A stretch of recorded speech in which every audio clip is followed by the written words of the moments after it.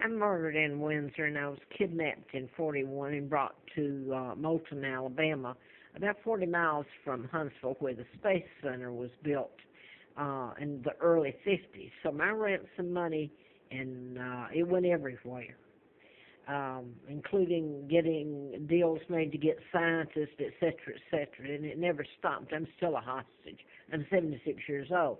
I wanted to address, though, I've put so many videos up over the last year and a half, and it's done me no good. I turned to the social media because what was still being done to me, and I can't find my sons, Mark and Scott, who've had hell done to them, too. There's no other word for it. And anyway, I want to read this off the bat. I'm addressing it because of what's just happened in Stevensonville, Texas. But I wanted to read this first. This is from a friend of mine, Jack Hartsfield, who actually saved my life in Huntsville in 1980. 80 and 82, more than once, let me say that. He was a newspaper reporter for the Huntsville Times, and then he was also FBI. And I tell you who else saved my life was he was an FBI agent. He even wrote a book, and it's an old one, so I don't know if you can still get it. It was a small book, but he said if he told the truth about things, this was prior, well, I don't know if it's prior or not, but that he'd be killed. So it's like keeper of the secrets and all that. But poor man, his name was Salvador Vizzini, and he was appointed police chief there in Huntsville. Now then, this is a letter from Jack. He lived out in it's a suburb of L.A., and he knew Larry Flint. Larry Flint wrote about me in an editorial April of '84.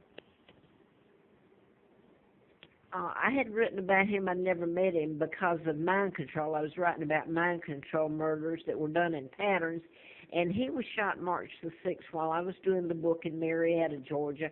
He was shot and his attorney killed in Lawrenceville, and you don't hear any of the truth in all this. The media will not tell it.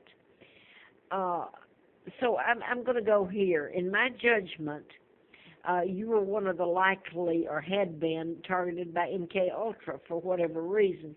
You and I both know you endured mind games as baffling as they were. It took a toll. In my case, it had to be something else. And he says here that he shared a lot of this with Larry Flint. Well, that was after I was flown out there. Mr. Flint said he knew everything there was to know about me, about the antifreeze being put in me, and the fact that I am from Great Britain and my kidnapping, who I am. So I want to go to here. At quiet moments, I do try to make a grounded assessment of all the above.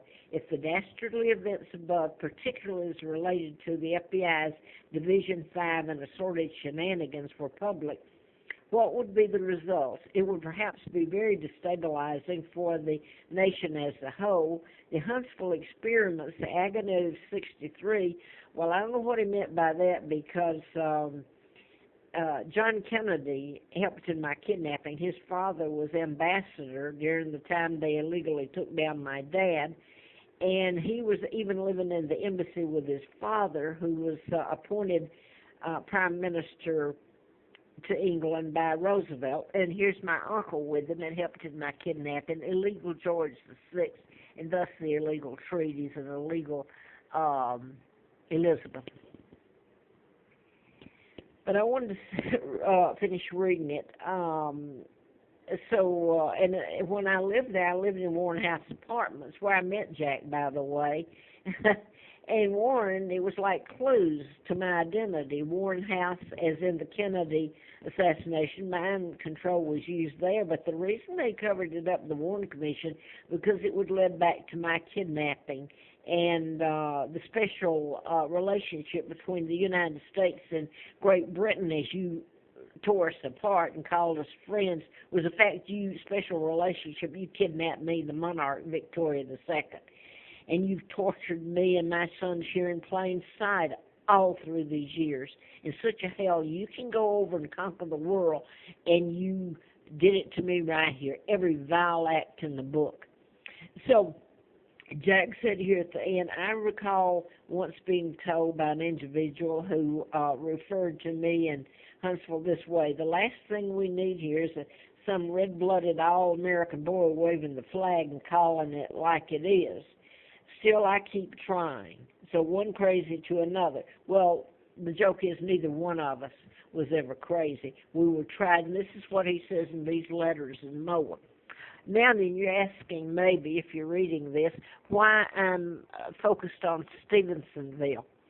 I've told all along, and these are the latest ones, and they were done in patterns by you-know-who. I've just told you.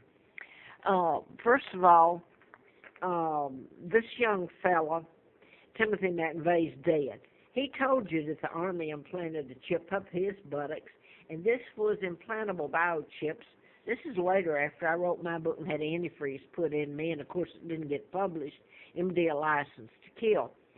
Project Lucid, and it's about the New World Order, the people that kidnapped me, the Rothschilds, Rockefellers, Bilderbergers, the Kennedy clan, and my own uncle. And she's the so-called Queen Mom, Elizabeth's mother, illegal, was kin to the Rothschilds, the very people that kidnapped me. So Elizabeth and her brood that's illegal and using my money and helped take down my country, the British. They helped take down the Brits. She's a member of the New World Order. She's been filmed there, and they don't let the press in. Of course, I'm not sure it would do anything. The press won't print it. But these are the murders, just a couple of them. And here's my point. This is James Holmes, and he's supposed to be standing trial soon or something in Aurora, Colorado. They're treating him for mental illness and giving him psychotic drugs. This man, this can be proven. This is a psychiatrist, Fort Hood shooter. He finished college at Blacksburg, next door to me here in Virginia. He was born in Roanoke, Vinton. He's a psychiatrist, and he's on death row for those shootings. And the mass shootings at Virginia Tech, April 16th of '07. And I could go on and on. But these are mind control murders, which have nothing to do with mental illness. They're not schizophrenic. They're programmed. Their thought belongs to somebody else. And you talk about civil rights. What more can you do when you override somebody's system and you control them mentally? And that's what mind control is. You can Google it. So when they said that this man shot, and this is important, people have already, you tell the truth, and man, they'll come after you. Like people, when I was telling them ongoing all the things that this country is doing to me, it was like I offended them. They went after me. You don't tell the truth when you're talking about Americans and who they are. By the way, real quick, this is a family that they put me at, and a woman who killed her twins, and they gave me the name of Peggy, and both of them were dead when they brought me there in '41. This is Carl, the twin. Now then, this is going to go off, and I wanted to say it. On one, I think the young man was programmed that shot Chris Kyle. Chris Kyle was made out a hero, a movie made out of him and everything. But the young man that shot him is a victim of mind control. And he tried to tell him, he was programmed to say that he was schizophrenic and all that, because it's almost like the people that's got him programmed, the agency, is letting you know through him. You all called him names, you sent him to die, into a prison to die. So on one hand, you say you love America, you love the man that went over and did these mass killings, and now then this man was in the service too. He's programmed. It's a murder weapon of mind control, and you hate his guts and you send him to prison. And no, he probably wasn't schizophrenic. He was programmed. It has nothing to do with mental illness. So you, America, are the ones that have stood by. You helped do all the hell to me and my kids. And I'm going to quote a state trooper of Virginia. This is how we run you with chemicals. You have no idea what all they've done to me here, and you don't care. I've tried to put it on YouTube. And he said to me, Americans are above the law. And that's exactly what's done. The American people stood by and let all this happen. I'm 76 years old. I don't even know where my sons are. You have